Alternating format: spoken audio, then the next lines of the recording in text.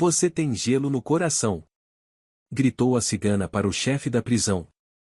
E no instante em que ela disse o nome da esposa falecida dele, o homem empalideceu. Até os presos mais durões ficaram em silêncio com o que a vidente falou depois. Levanta, cigana. Nada de encostar no vaso até que permitam. Suas tralhas ficam na prateleira de baixo, é lá que vai dormir. A pesada porta de metal bateu atrás de Amélia com um estrondo, cortando seu último laço com a vida de antes. Ela ficou parada no meio da cela, segurando um pacotinho amarrado com o pouco que tinha, enquanto à sua volta se formava um círculo apertado de mulheres, curiosas, desconfiadas, perigosas. Mostra aí o que trouxe, disse uma mulher corpulenta, de cabelo curto e sobrancelha cortada, estendendo a mão para o pacote. Amélia olhou direto nos olhos dela e disse, calma. Nada que te sirva. Um murmúrio de surpresa percorreu a cela. A mulher de sobrancelha cortada baixou lentamente a mão e semicerrou os olhos. Como sabe o que eu preciso? Vejo muita coisa. A cela silenciou. Beliches de ferro, tinta cinza descascando das paredes, um vaso sanitário à vista no canto, cercado por um pedaço de pano, tudo isso ficou em segundo plano. As mulheres, de jovens a grisalhas, todas com uniformes gastos iguais, olhavam para a recém-chegada com crescente curiosidade. Brigitte, a mulher com a sobrancelha cortada, claramente a chefe daquele reino de esquecidas, se aproximou, ficando bem em cima de Amélia. Então conta pra gente, cigana, por que veio parar aqui, se não mente, que eu sinto mentira de longe. As mãos grandes dela, cheias de tatuagens e anéis, se mexiam inquietas. Atrás de Brigitte, duas outras mulheres mais novas, mas com o mesmo olhar feroz, faziam sombra. Amélia não recuou nem um passo. A longa trança dela, enfeitada com uma fita vermelha, ia até a cintura. Os brincos dourados em formato de argola refletiam a luz fraca da lâmpada no teto. Fraude. Disseram que enganei pessoas, lendo o destino delas. E não enganou mesmo? Zombou uma das jovens atrás de Brigitte. Não. Eu vejo os destinos. E o seu vai mudar em breve. Um sussurro assustado percorreu a cela. Alguém se benzeu, outra cuspiu por cima do ombro esquerdo. Brigitte deu um sorriso torto. Então prova que não é charlatã, slê minha sorte. Mas olha, se mentir. Ela não terminou a frase, mas a ameaça ficou no ar, pesada. Algumas mulheres se encolheram contra a parede, outras chegaram mais perto. Me dá a mão, disse Amélia, simplesmente. Brigitte estendeu a palma larga, cheia de cicatrizes e tatuagens. Amélia segurou a mão dela com as suas, pequenas, mas firmes, e fechou os olhos por um instante. Quando os abriu de novo, algo tinha mudado em seu rosto. Os olhos escuros com reflexos dourados estavam distantes, e ela falou com outra voz, suave, como se viesse de longe. Seu filho. Ele está vivo. Mas pensa que você o abandonou. Brigitte se encolheu como se tivesse levado um tapa, ficou pálida. O que está dizendo? Meu Thomas morreu num acidente de moto, 5 anos atrás. Não. Mentiram pra você. Amanhã vai descobrir a verdade sobre quem te entregou. Alguém riu no canto da cela, um riso nervoso, sem acreditar. Mas calou de imediato quando Brigitte se virou com um olhar feroz. Você tá mentindo, cigana, sibilou ela, mas sua voz já não tinha a mesma certeza.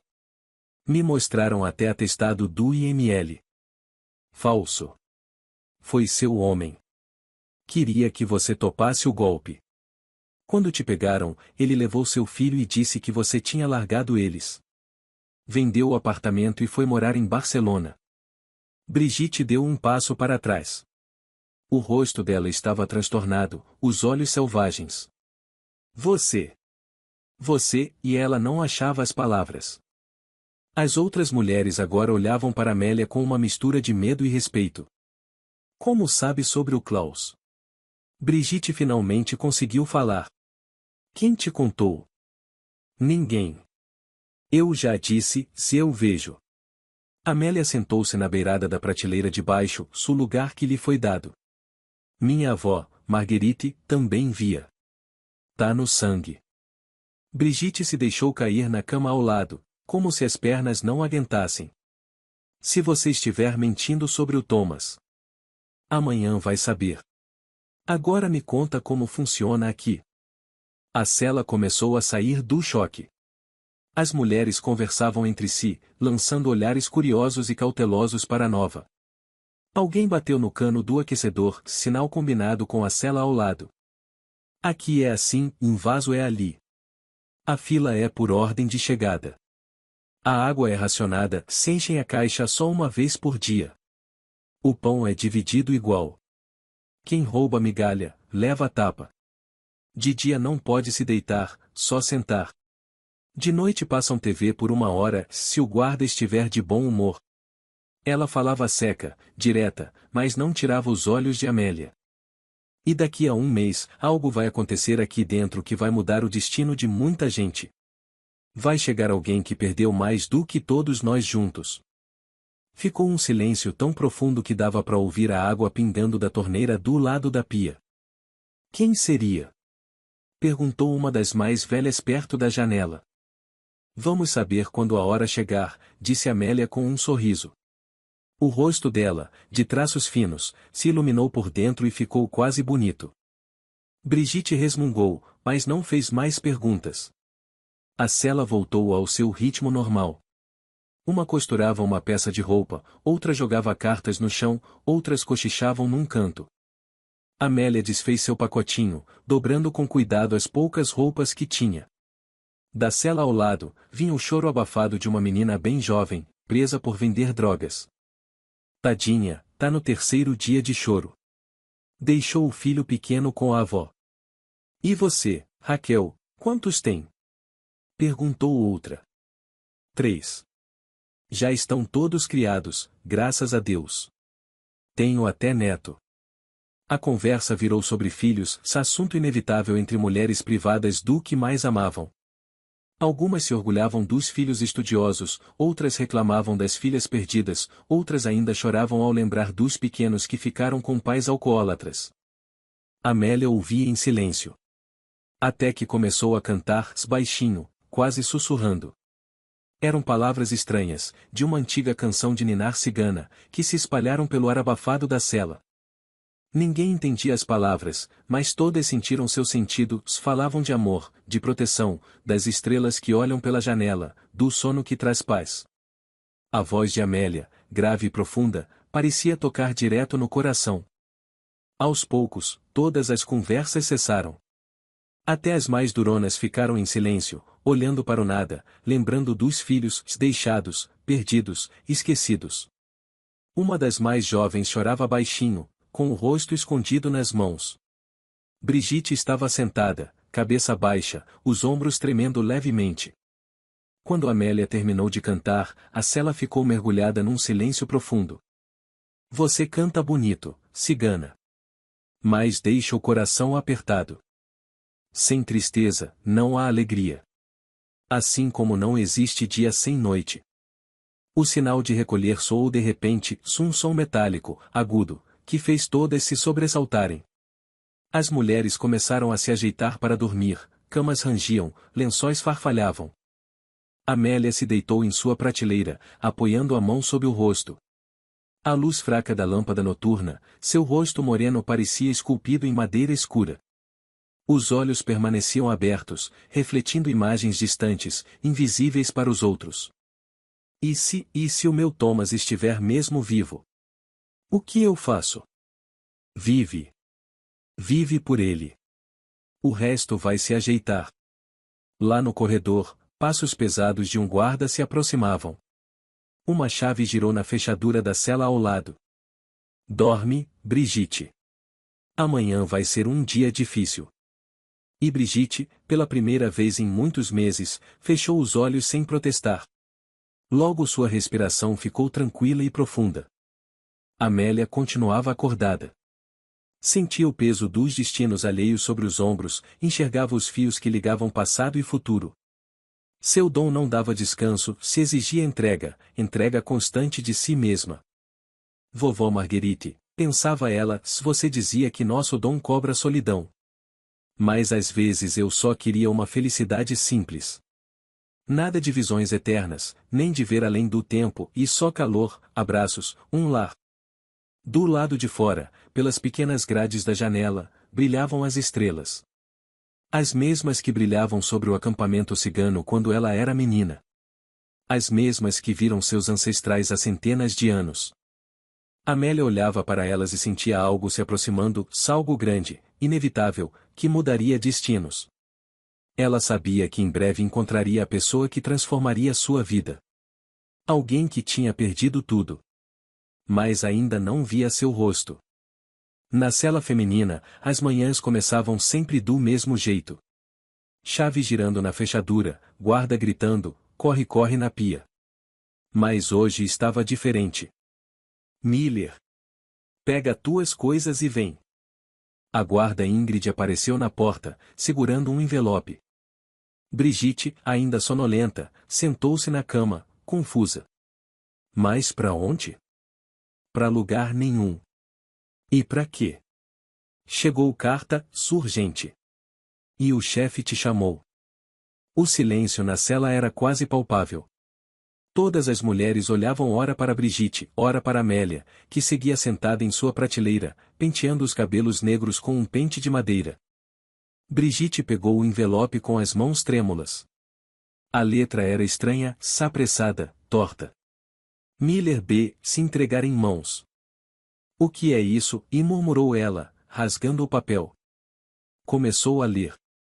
E a cada linha, seu rosto rude e marcado pelo tempo parecia se desfazer, revelando algo esquecido pelos anos de dor, o rosto de uma mãe que perdeu o filho e, de repente, descobriu que ele estava vivo. Thomas, e sussurrou ela. O envelope caiu de suas mãos. Meu Deus, Thomas! Amélia levantou os olhos e a encarou, mas não disse nada.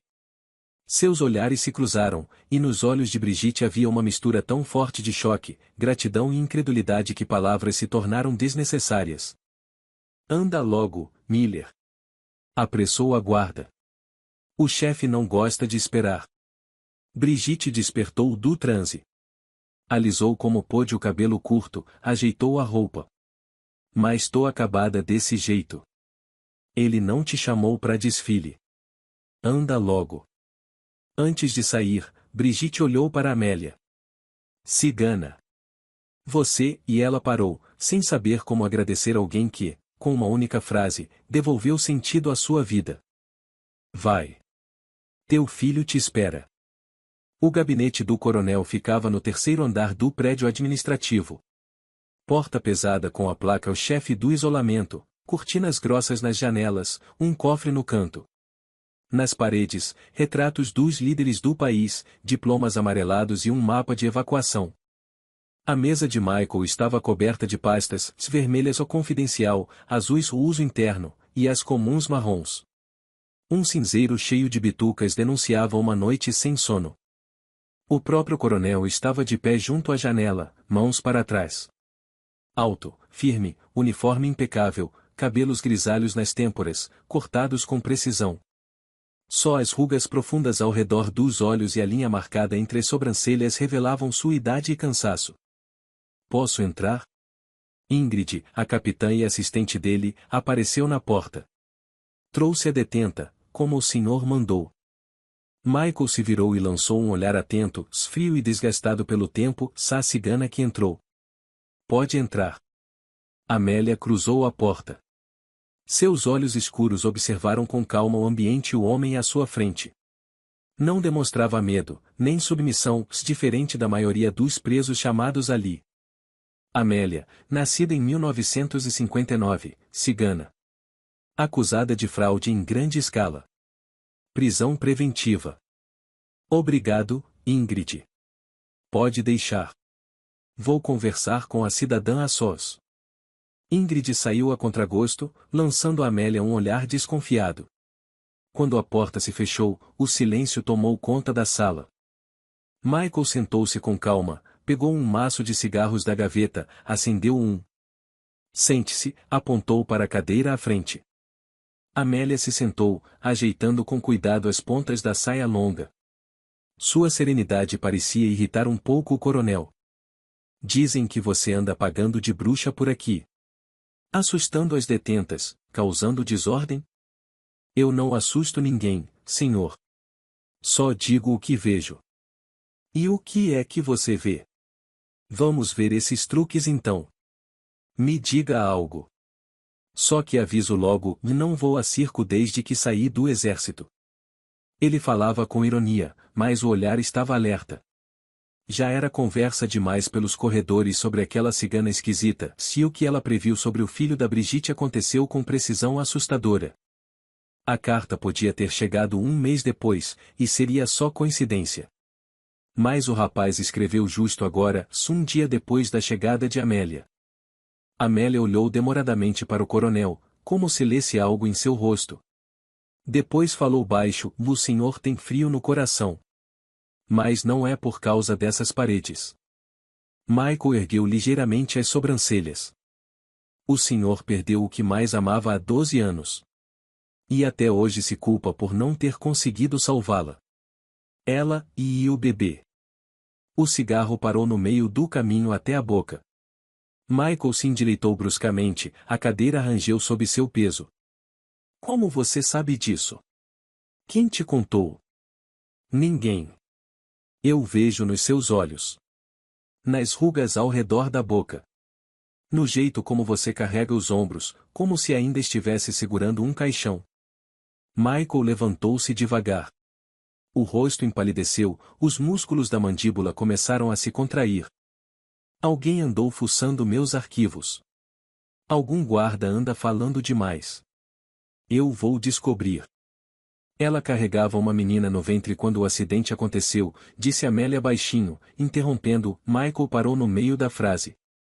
Você perdeu sua esposa e a filha que esperava. Os médicos só te contaram uma semana depois do enterro. Você estava tão fora de si que eles tiveram medo de dizer antes. Michael se sentou de novo, devagar. O cigarro queimou seus dedos, ele o jogou na cinzeiro sem pensar. Isso não estava em nenhum registro. Só os médicos sabiam. E eu? O silêncio pesou. Só o tic-tac do velho relógio na parede quebrava o clima. Ela se parecia com você quando era jovem. Cabelos claros, olhos azuis. Você ainda sonha com ela. Ela vem usando aquele vestido azul que você deu no último aniversário. As mãos de Michael, apoiadas na mesa, começaram a tremer. Ele as fechou em punhos para tentar esconder. Como? A voz falhou. Ele engoliu seco. Ninguém sabia do vestido.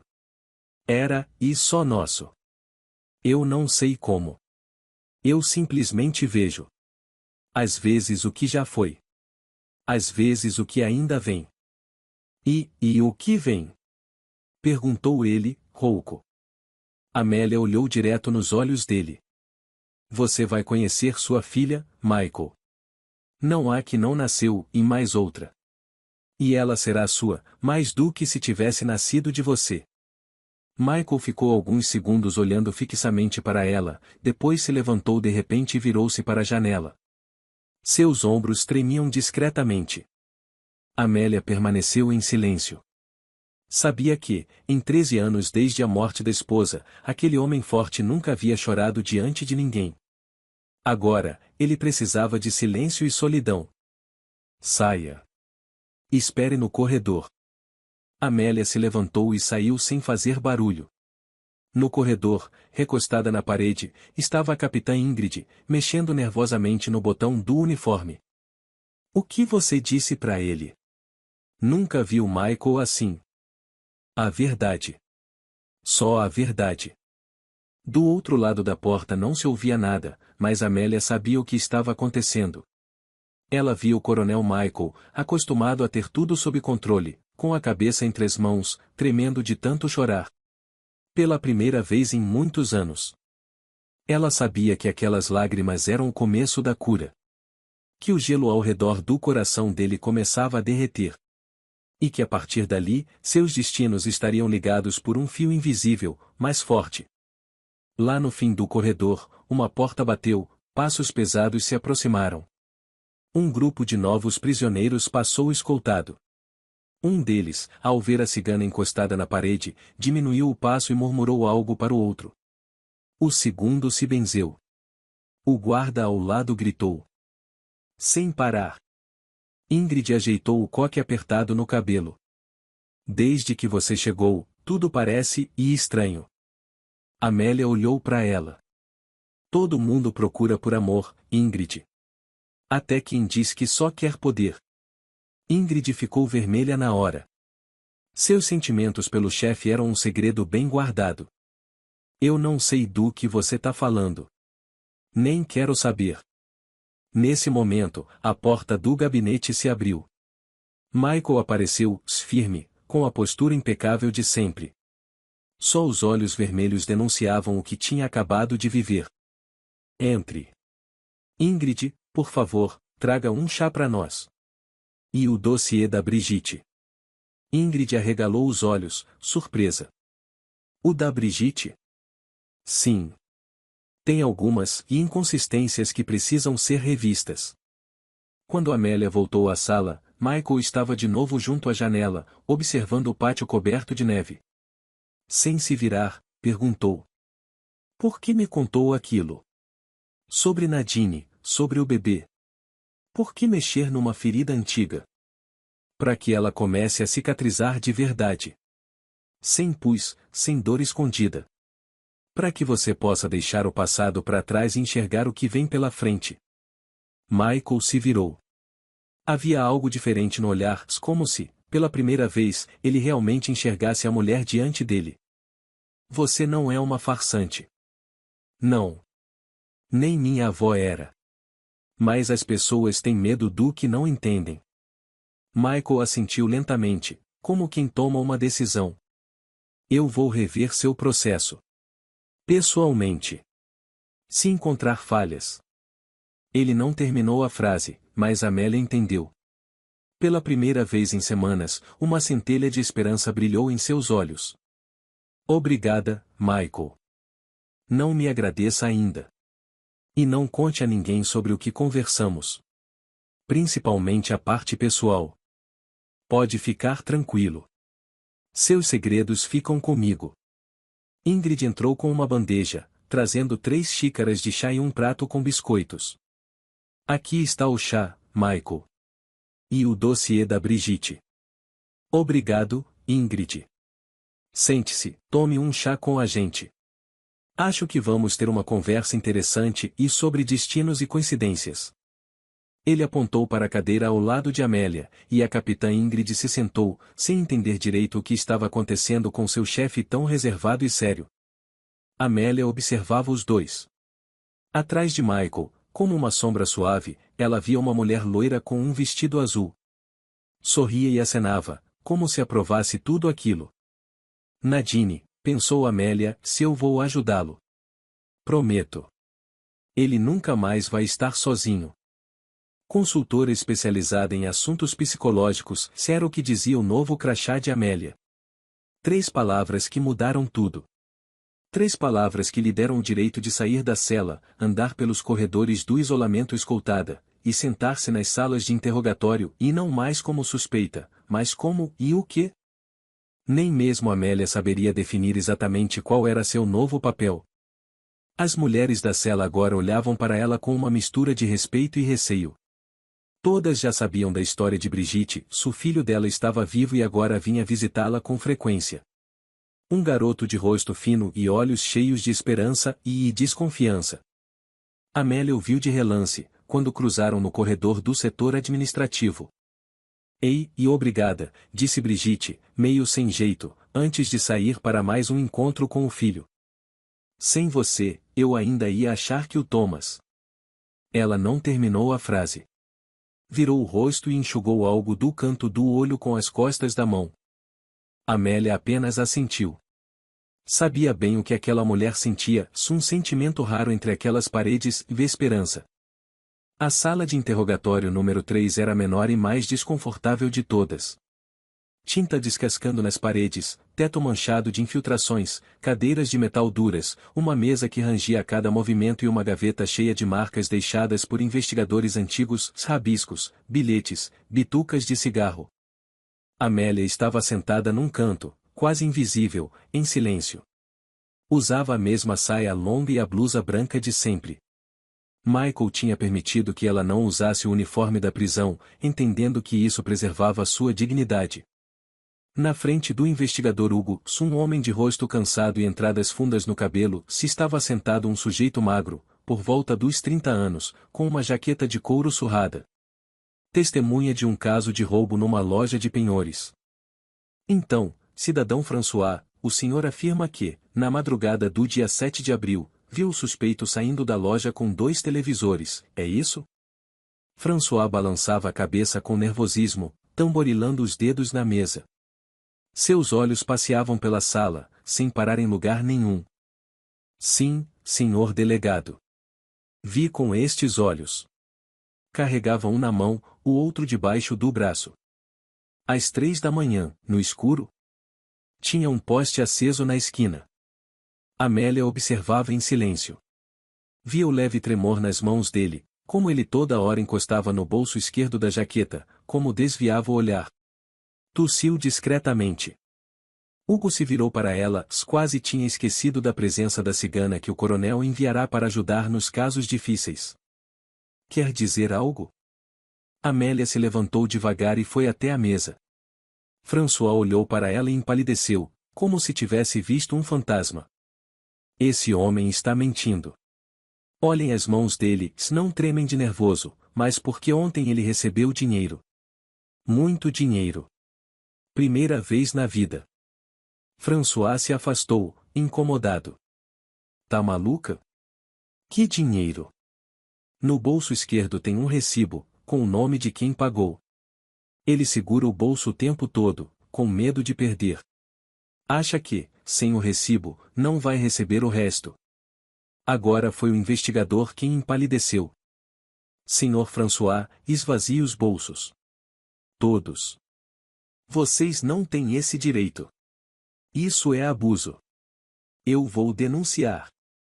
Mas Hugo já tinha chamado os guardas. 5 minutos depois, tiraram do bolso esquerdo de François um papel dobrado em 4, escrito à mão de forma desajeitada. Recibo. Paguei 5.000 euros a François como adiantamento pelos depoimentos contra o suspeito. Comprometo-me a pagar os 5.000 restantes após o julgamento. Assinaturas, Lorenzo, François. Levaram a testemunha para a cela, agora como suspeito de falso testemunho. E Hugo, homem calejado de tantos casos, olhava para Amélia com uma mistura de admiração e medo. Como você? Como descobriu isso? Amélia deu de ombros. Eu só enxergo o que os outros não percebem. Depois desse caso, a fila de investigadores querendo trabalhar com a cigana consultora, como ela passou a ser chamada no isolador, só cresceu. Todos queriam sua presença, principalmente nos casos mais complicados. Na segunda vez, Amélia foi chamada para um interrogatório de uma jovem acusada de matar o padrasto. Jaqueline, de 18 anos, estava presa havia 1 mês e se recusava a falar. Continuava sentada de cabeça baixa, respondendo só com o sim, não, não lembro. Pálida, magra, com olheiras profundas. Amélia se levantou do seu canto e foi até ela, ajoelhou-se ao seu lado, olhou dentro dos seus olhos. Depois, tocou levemente sua mão, fina, com unhas roídas. Foi ele quem levantou a mão contra você primeiro, não foi, menina? Você só se defendeu. Mas o golpe acertou onde você não queria. Jaqueline se encolheu. O medo brilhou nos olhos dela. Como, e você sabe? Eu vejo as cicatrizes. Amélia afastou uma mecha de cabelo, revelando uma fina marca branca no lado da cabeça da garota. E não só no corpo. Jaqueline chorou, pela primeira vez desde que fora presa. Primeiro baixinho, depois soluçando, sem conseguir segurar as palavras.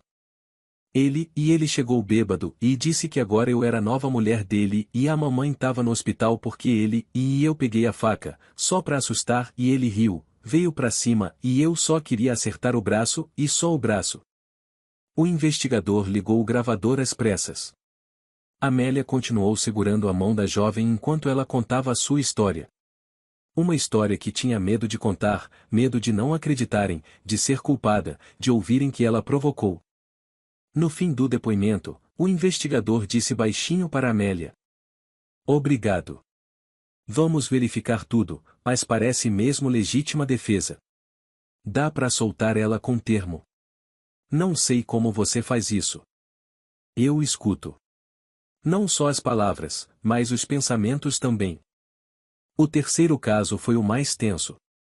Um alto funcionário do governo chegou à cidade, seu filho de 8 anos tinha desaparecido no dia anterior. Buscas foram feitas no mato, no rio, em prédios abandonados. Estavam mobilizados bombeiros, cães farejadores, polícia, voluntários. Michael chamou Amélia no gabinete, onde o centro de operações da busca tinha se instalado. Gente exausta, com olhos vermelhos de tanto procurar, estava curvada sobre mapas da cidade. "Você tem certeza, Michael?" "Tenho." "Amélia, pode nos ajudar?" Amélia ficou em silêncio, mãos cruzadas no colo. À sua frente, sobre a mesa, estava a foto de um menino sorridente, sardento, com um espacinho entre os dentes da frente. Me deem algo que era dele. Trouxeram a mochilinha encontrada perto do rio, com cadernos, estojo e um pedaço de maçã mordida. Amélia segurou o objeto por um tempo, de olhos fechados. Depois olhou para o pai do menino, um homem esgotado, com os olhos vermelhos de desespero. Ele está vivo. Assustado, com fome. E com febre alta. Um suspiro de alívio percorreu a sala. O pai se inclinou para a frente. "Onde ele está? Me diz, onde está meu Jacob?" "Rua das Rosas, número 15. No porão." Ele foi lá com um menino mais velho. Queriam ver umas motos antigas. A porta se fechou e eles ficaram presos. O mais velho tentou arrombar, quebrou o braço e desmaiou. "Vão rápido, Jacob está com febre há 2 dias, sem água." 1 hora depois, os garotos foram encontrados exatamente onde Amélia indicou. Jacob foi levado ao hospital com desidratação grave e pneumonia, mas os médicos disseram que ele iria sobreviver.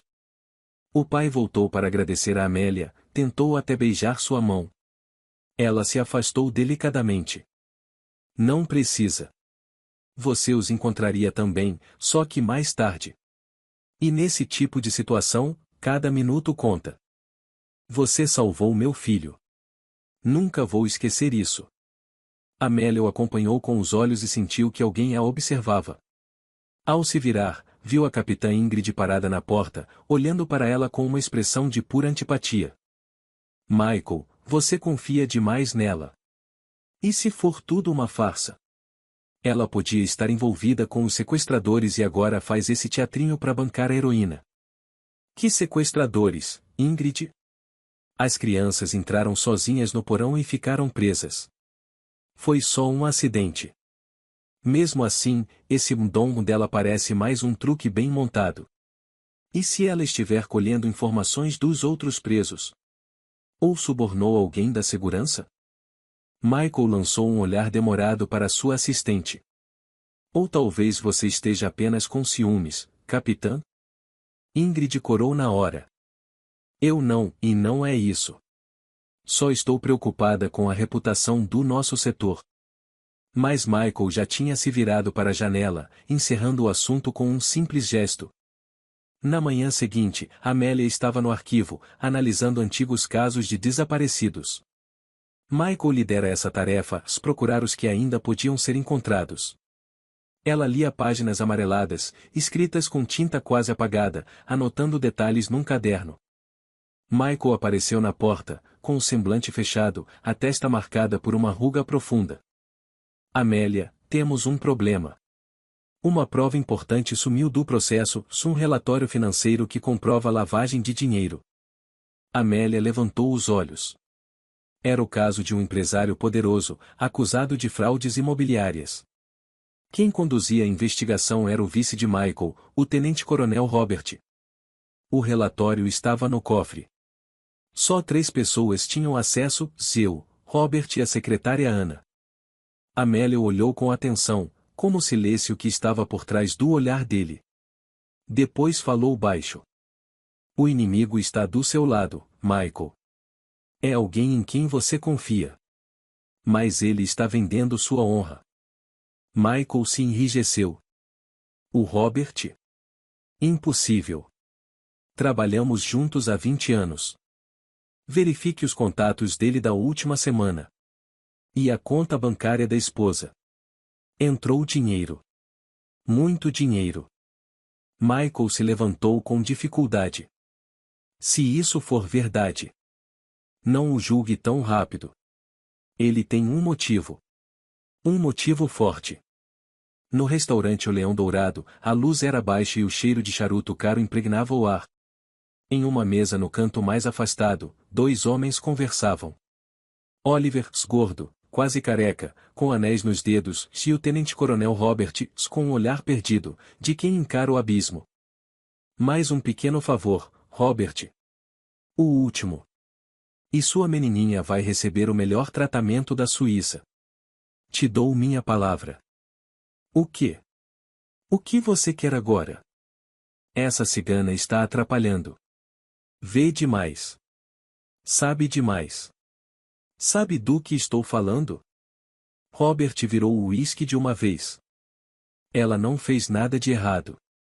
Só está ajudando. Mas está atrapalhando a mim. E eu pago muito bem para não ser atrapalhado. Especialmente quando se trata da saúde de crianças. Robert olhava fixo para o copo vazio, como se esperasse encontrar ali uma saída. Minha filha está internada. Precisa de uma cirurgia cara, e meu salário não dá. Madeleine está piorando a cada dia. E não tenho outra saída. A não ser vender minha alma. Vamos lá, não dramatize. Não é alma, é só um favorzinho.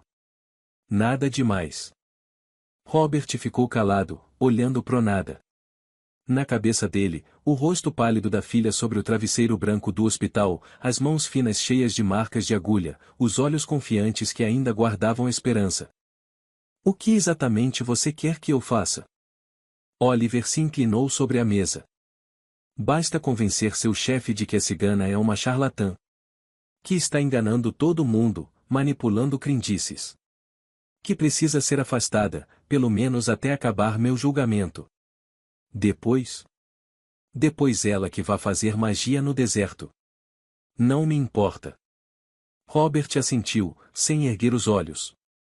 Já sabia que ia dizer sim. Por Madeleine. Pela vida dela. E por isso mesmo se odiava. Aliás, disse Oliver, tirando um envelope do bolso interno do paletó. Aqui está o adiantamento. A clínica já está esperando. Os melhores médicos da Europa. Robert olhou para o envelope como se fosse uma bomba. Depois o pegou devagar e o enfiou no bolso do uniforme. O peso parecia puxá-lo para o chão. Preciso ir.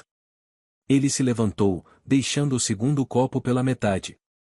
Até mais. Até mais, meu caro, disse Oliver, erguendo o copo num brinde cínico. E não sofra tanto. Afinal, o que é uma cigana perto da vida da sua filha? Robert não respondeu. Caminhou em direção à saída sentindo que, além dos olhos de Oliver, centenas de olhos invisíveis o observavam, se incluindo sua própria consciência. Lá fora, uma garoa fina caía. Ele levantou a gola do casaco e seguiu a pé até o ponto de ônibus. Deixará o carro oficial na garagem, se não queria que alguém notasse o veículo estacionado em frente a um restaurante de luxo. E atrás da janela escura do arquivo, Amélia o observava. Tinha pena daquele homem, como de todos que se viam diante de escolhas impossíveis. E sabia que, muito em breve, ela mesma teria que fazer uma escolha tão difícil quanto. O arquivo do isolador ficava num porão antigo do prédio velho. A luz fraca das lâmpadas passava por grades no teto, fileiras e mais fileiras de estantes metálicas desapareciam na penumbra, e o cheiro de papel velho impregnava tudo. Parecia que o tempo ali tinha parado, denso, espesso, quase palpável. Amélia estava sentada numa mesinha no canto, folheando pastas amareladas com casos de anos passados. Agora ela tinha permissão para estar ali. Com a autorização de Michael, podia acessar os arquivos e ajudar a buscar pessoas desaparecidas. Tocar nos documentos antigos, às vezes, fazia surgir visões. Mostrava rastros esquecidos por todos, menos por ela. Seus dedos deslizavam pelos lombos das pastas, como se lessem mensagens invisíveis. Às vezes parava, puxava um caso, lia rapidamente, anotava algo no caderno. De repente, parou. A mão, estendida para mais uma pasta, recuou bruscamente, como se tivesse tocado fogo. Ficou olhando o título por alguns segundos, hesitante. Depois, devagar, como num sonho, puxou uma pasta velha, rasgada, com a inscrição desbotada. Caso número 127-75. Homicídio. Seu coração apertou. Marguerite, o nome da avó dela. A vidente lendária sobre quem até figuras poderosas sussurravam. Foi ela quem ensinou tudo a Amélia, a sentir a dor dos outros, a enxergar o oculto, a ouvir os que já não estão mais aqui. Amélia abriu a pasta com cuidado. Fotos antigas do local do crime, uma casa nos arredores da cidade, o corpo no chão, o laudo do legista. Ferimentos por faca, múltiplos. Morte por hemorragia. Joias e dinheiro intactos, não foi assalto. Virou a página e congelou. No canto de um dos documentos, uma assinatura, um caso encerrado por falta de provas. Chefe do setor de investigação, capitão da polícia. O sobrenome ardeu em sua garganta como gelo. Amélia fechou os olhos, lutando contra a onda de emoções. Coincidência demais para ser apenas coincidência. Os destinos estavam ligados, profundamente. Amélia, você está aí? A voz de Michael soou tão de repente que ela se sobressaltou. Ele estava na porta do arquivo, salto, firme, com uma pasta nas mãos. Os olhos cinzentos focados nela. Aconteceu alguma coisa? Ele perguntou, percebendo sua palidez. Amélia, sem dizer nada, estendeu a pasta aberta. Michael se aproximou, pegou o documento. Leu as primeiras páginas, franziu a testa. Depois viu a assinatura e seu rosto mudou. É do meu pai. Mas como? Por quê? Foi ele quem arquivou o assassinato da minha avó por ordem superior. O círculo se fecha, uma geração depois. Michael sentou-se ao lado dela, pesadamente. Suas mãos seguravam a pasta com um leve tremor. Mas eu nunca ouvi falar desse caso. Meu pai e ele nunca contou. Ele sentia vergonha, disse Amélia como se o conhecesse. Seu pai era honesto, Michael. Mas em 1975, deram a ele uma escolha. E ele escolheu a carreira. A família. Você. Em vez da verdade. Michael folheava o caso. A cada página, seu rosto ficava mais sombrio. Tem quase nada aqui. Um relatório básico da cena, um laudo padrão. Nenhuma testemunha, nenhuma verificação de álibis. Como se tivessem limpado tudo de propósito. Foi isso mesmo. Minha avó sabia demais. Sobre gente poderosa, seus segredos sujos. As esposas deles vinham procurar conselhos. Confiavam nela mais do que em qualquer um. E ela simplesmente via. Amélia parou, deixando que Michael absorvesse tudo. Ele seguia folheando, parando nas fotos, nas poucas anotações. Posso levar esse caso? Quero investigar com calma. Claro. Mas não aqui. As paredes têm ouvidos. Saíram do arquivo juntos. Michael com a pasta debaixo do braço, Amélia logo atrás, de cabeça baixa. No corredor, encontraram a capitã Ingrid, que os olhou surpresa. Michael, o pessoal da promotoria está esperando. Já ligaram 2 vezes. Cancele.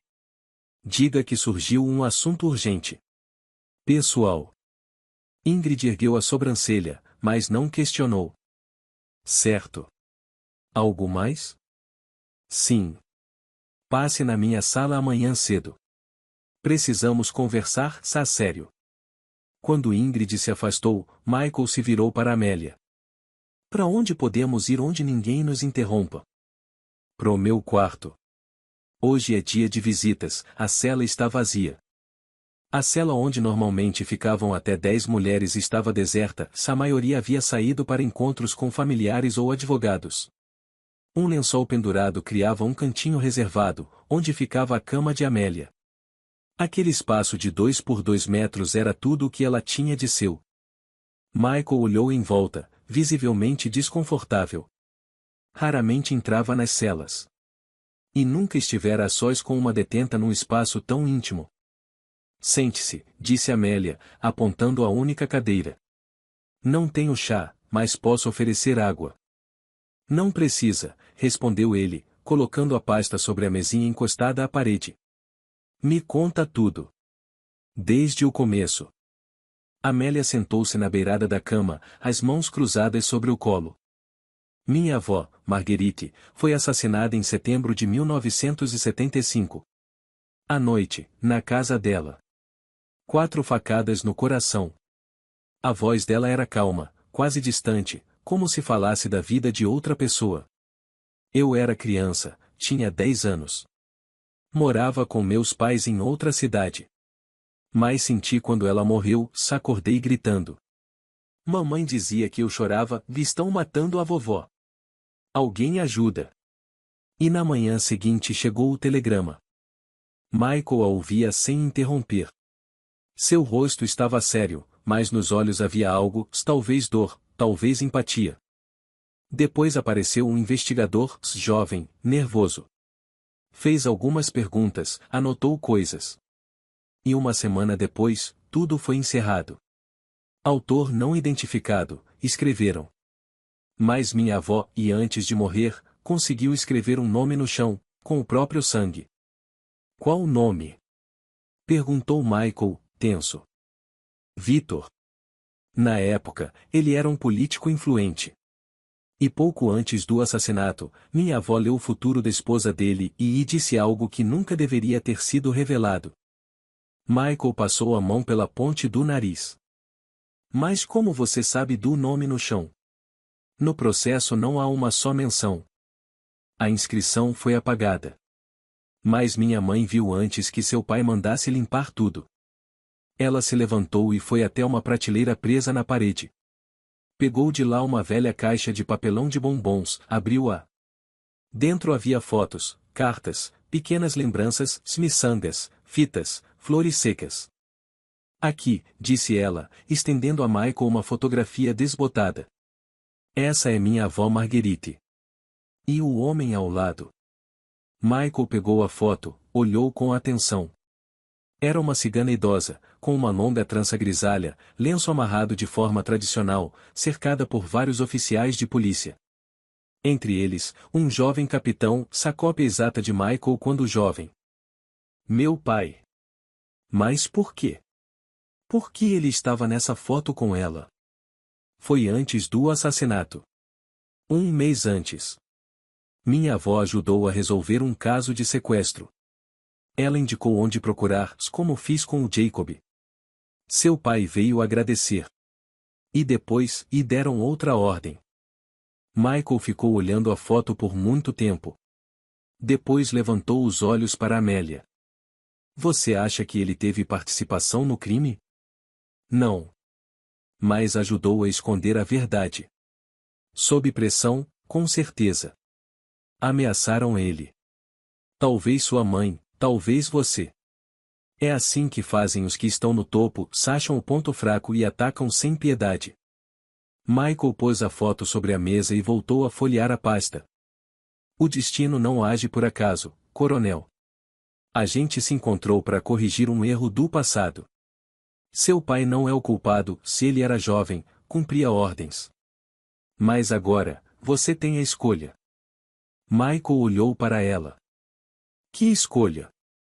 Fazer o que seu coração manda, e não o que mandam de cima, disse Amélia, com uma voz que soava diferente, grave, firme, nada parecida com sua fala habitual. Rejeitar o dinheiro que Oliver vai oferecer. Não acreditar nas mentiras que Robert vai contar sobre mim. Levar o caso até o fim, mesmo que custe sua carreira. Michael fechou a pasta de repente. Como você sabe sobre Oliver? E sobre o dinheiro? Eu já disse, se eu vejo. Mas isso não importa. O que importa é o que você precisa fazer. Por você. Ela se aproximou dele, tão perto que ele podia sentir o leve aroma de ervas vindo do cabelo dela, ver os reflexos dourados em seus olhos escuros.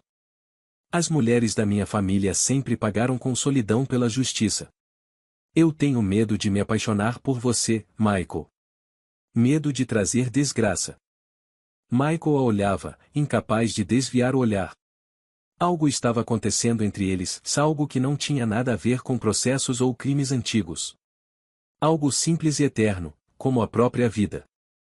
Meu pai, nos últimos anos, bebia muito. Tinha insônia. Eu já era policial, mas não entendia o que se passava com ele. Ele sempre dizia, e filho, nem toda ordem deve ser cumprida. Lembre-se disso. Eu achava que era coisa de velho. Mas ele estava tentando me alertar. Amélia assentiu em silêncio. Ele vivia cantarolando uma melodia estranha, continuou Michael. Principalmente quando bebia.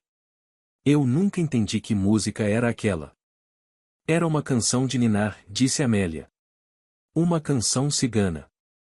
E então ela começou a cantar, com aquela voz grave e profunda que silenciava até as mulheres mais inquietas da cela. Michael congelou. O rosto ficou branco como papel aquela melodia, aquelas palavras, e ele as ouvirá dezenas de vezes da boca do pai, na infância, na adolescência. Nunca entendeu o significado, mas lembrava de cada nota, cada pausa. Como você, e ele começou, mas parou. Marguerite cantava para seu pai, quando ele a visitava. Ela sabia que ele tinha um filho pequeno, que a esposa estava doente. Ela teve pena.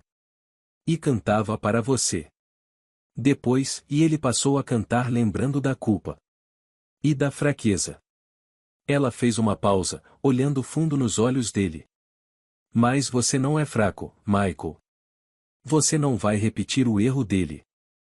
Ele se levantou, pegou os papéis, as fotos. Preciso ir. Tenho que pensar. Claro. Só lembre, o tempo está contra você. Robert já acertou tudo com Oliver.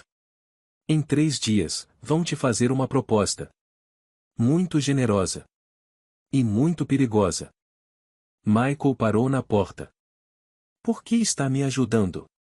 Depois do que meu pai fez? Porque o passado não se pode mudar.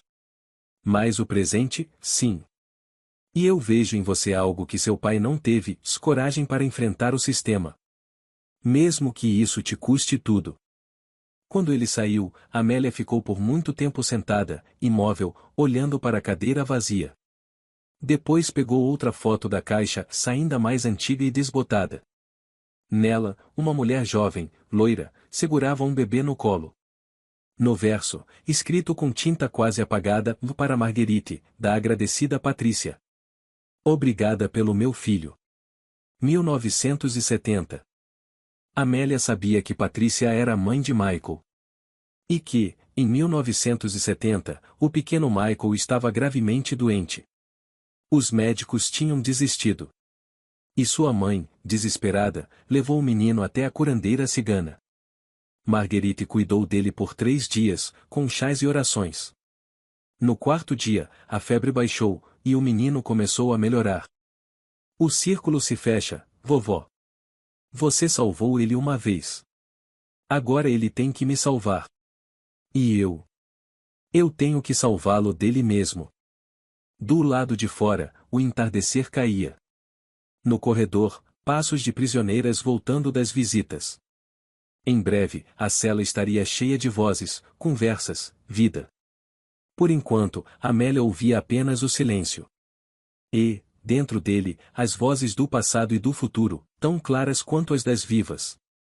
A manhã começou com uma chuva fina e fria.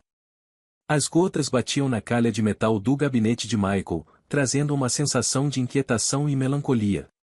O coronel estava sentado à mesa, folheando os papéis do velho caso.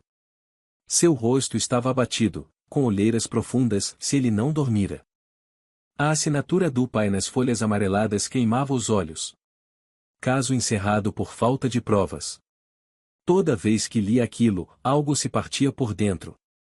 Via o pai na memória, firme, elegante, cabelos grisalhos, exatamente como ele estava agora.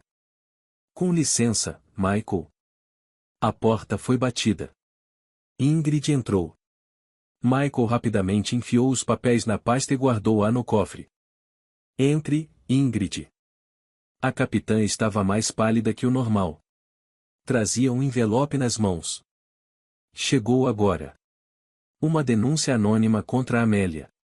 Pelos canais oficiais. Me dê. Michael estendeu a mão. Ingrid entregou o envelope e ficou parada ali, mexendo nervosamente no botão do uniforme. A denúncia tinha sido datilografada, um jeito antiquado numa era de computadores. Manipula investigações e presas. Usa superstições e pressão psicológica. Possível ligação com elementos criminosos. Incompatível com o cargo de consultora especializada. Alguém está querendo muito tirar a Amélia do caminho, disse Michael, pensativo, enquanto largava a folha. E se for verdade? A gente só sabe o que ela mesma contou. Michael olhou sério para sua assistente. Você estava lá, Ingrid. Viu quando ela encontrou o garoto. Viu o que fez no caso da Jaqueline. Pode ter sido coincidência. Ou um teatro bem ensaiado. Pra quê? Não sei. Pode estar criando conexões fora daqui. Ou planejando uma fuga. Michael sorriu de lado. Planejando fuga e ajudando a resolver crimes? Estratégia criativa. Ingrid insistiu. Michael, você confia demais nela. E ela? No fim, ainda é uma presa. Cigana. Você sabe como esse povo é. Que povo, capitã? O que exatamente você quer dizer com isso? Ingrid se atrapalhou. Só quis dizer que ela e entrou rápido demais na confiança. Sua, de todos. Isso me preocupa. Michael se levantou, foi até a janela. A chuva engrossava, transformando o pátio do isolador num lamaçal. Eu agradeço sua preocupação, Ingrid. Mas quem decide sobre a Amélia sou eu. E, por enquanto, não vejo motivo para mudar nada. Quando Ingrid saiu, fechando a porta com firmeza, Michael abriu novamente o cofre, tirou a pasta do caso Marguerite e voltou a examiná-la, anotando no caderno. De tempos em tempos parava, pensava com o senho franzido, depois voltava aos papéis, como se procurasse neles as respostas que não paravam de atormentá-lo. O telefone interrompeu seus pensamentos. Aqui é Michael. Michael, é da diretoria do Hospital Infantil da região. O tom da secretária era tenso. O médico-chefe quer falar com você. É urgente. Coloca na linha. Alguns segundos depois, uma voz masculina, cansada, surgiu do outro lado. Michael? Aqui é o Dr. Bernard. Desculpe incomodar, mas é grave. Seu vice, Robert, está aqui. Com a filha. A menina está muito mal, e ele está fora de si. Disse que vai se matar se não conseguir o dinheiro da cirurgia. Você pode vir? Tentar falar com ele? Michael sentiu o peito apertar com uma frieza repentina. Tô indo. Agora. O hospital infantil da região era um prédio sombrio, com fachada descascando e degraus rachados. Por dentro, cheirava a desinfetante, remédio e desesperança. Robert estava sentado no corredor da UTI, escurvado, pálido, com barba por fazer. O uniforme desabotoado, a gravata torta. Robert, chamou Michael, baixinho. Robert levantou a cabeça. Os olhos estavam vermelhos, inchados. Ah, Michael, e então o chefe ligou, né? Como está a Madeleine? Michael sentou ao lado. Morrendo, respondeu Robert, direto. Disseram que tem horas. Precisa da cirurgia. Em Zurique. 50.000 euros. Ele falou a quantia como se fosse um desafio, esperando julgamento. Robert, eu posso ajudar. Tenho umas economias. Uma casa no subúrbio. Para com isso, Robert soltou um riso amargo. Sua casa vale o quê? 10, 15 mil. Eu preciso de 50. E já. Ele calou por um instante, depois agarrou o braço de Michael.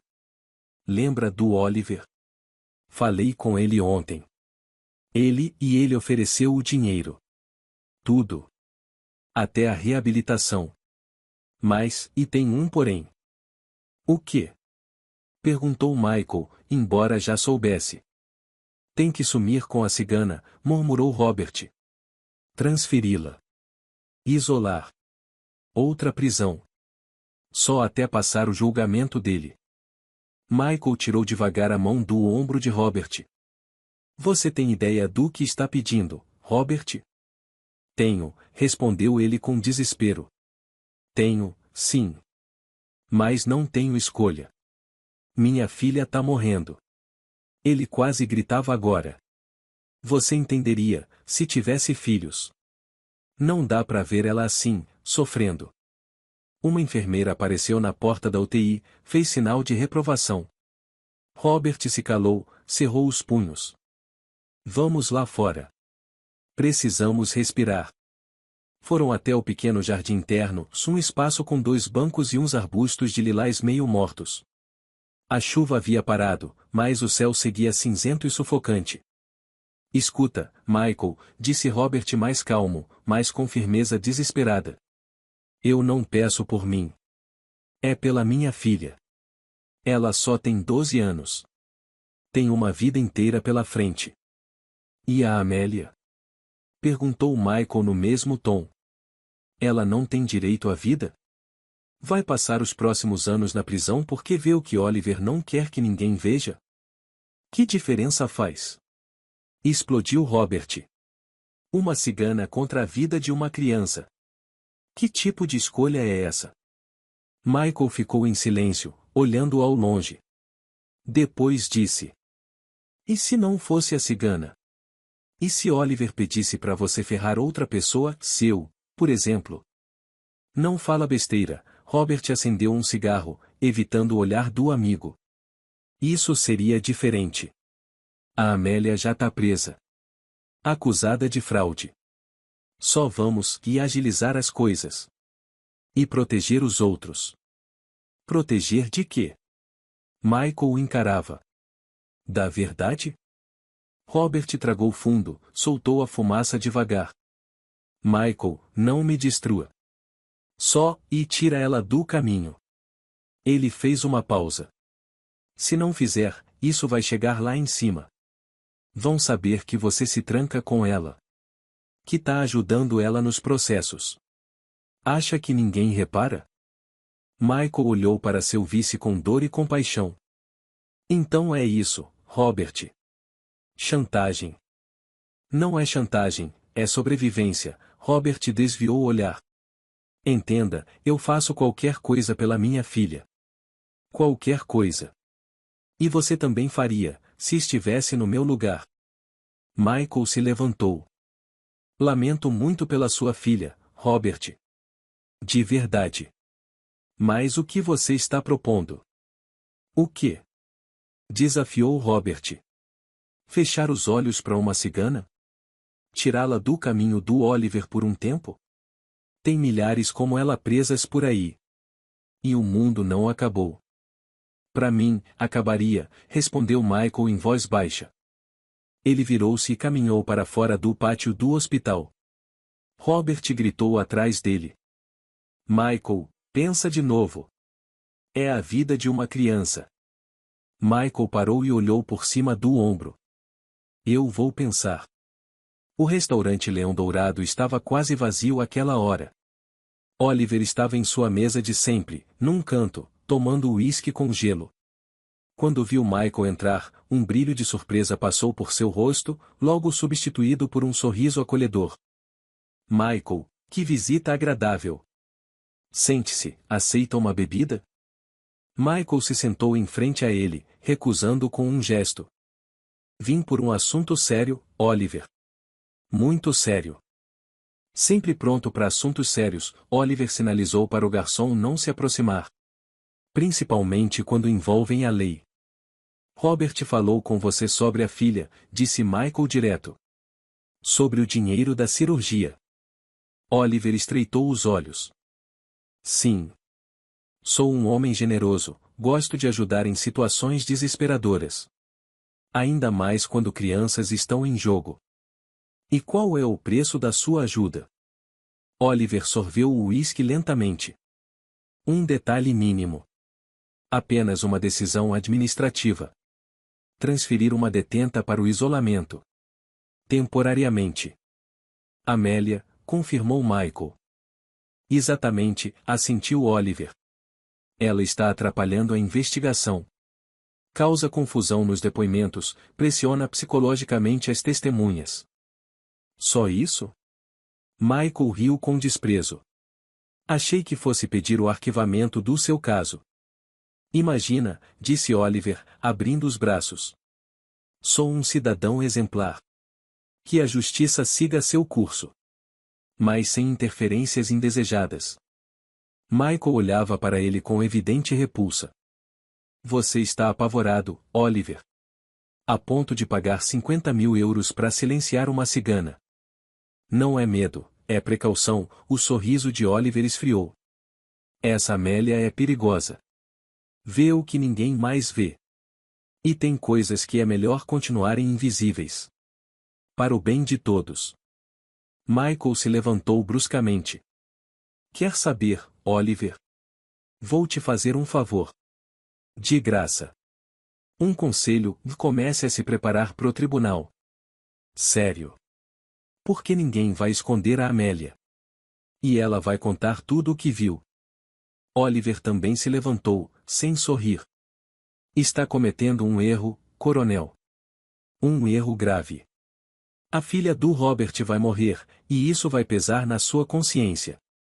Quanto ao meu caso, e veremos quem tem os argumentos mais fortes no tribunal. Veremos, disse Michael, já de costas. Quando voltou ao isolador, Michael teve uma surpresa. Ingrid o esperava na entrada do prédio administrativo, visivelmente nervosa. Michael, chegou uma equipe de inspeção da capital. Vieram sem avisar. E foram direto perguntar pela nossa consultora. Onde ela está? O coração apertou. No isolamento, Ingrid abaixou os olhos. Ordem superior. Para apuração. Quem assinou? O general Laurie. Pessoalmente. Michael cerrou os dentes.